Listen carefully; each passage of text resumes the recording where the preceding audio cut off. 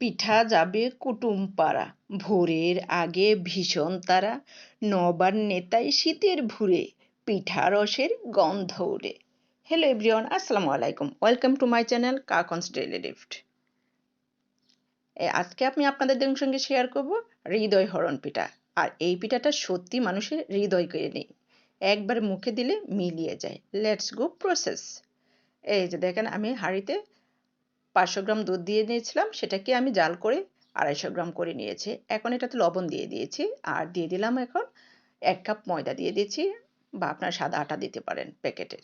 এই যে দেখেন, আমার আটাটা হয়ে গেছে। এখন এটা আমি ভালোভাবে মতে নিব। এই যে আমার মোতা হয়ে গিয়েছে, দেখেছেন কতটা সফট হয়েছে।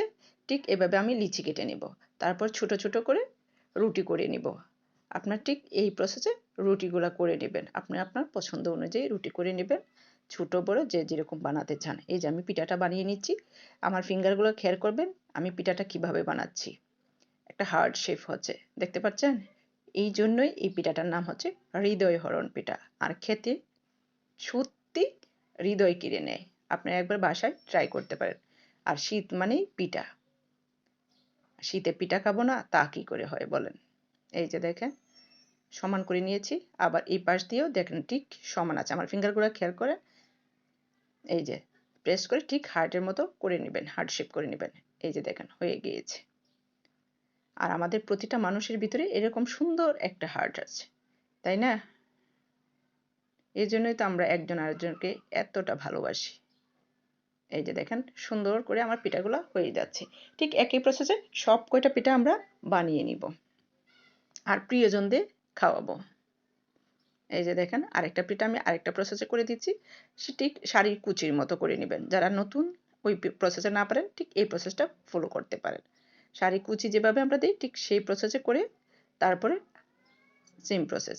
এই যে এখন একসাথে করে নিব, আবার উল্টিয়ে নিব, নিয়ে কাজটা করে নেব। এই যে হয়ে গিয়েছে আমার পিঠাটা। ভালোভাবে প্রেস করবেন, না হয় পিঠাটা ভেঙে যেতে পারে। এখন আমি তেল দিয়ে দিচ্ছি। তেলটা গরম হয়ে গেলে আমি পিঠাটা দিয়ে দিব। আর পিঠাটা আমি মাঝারি আঁচে ভেজে নেব। পিঠাটা আমি আমার পছন্দ মতো কালার করে নিব, ব্রাউন কালার। এই যে দেখেন পিঠাটা অবশ্যই ভালোভাবে ভাজতে হবে।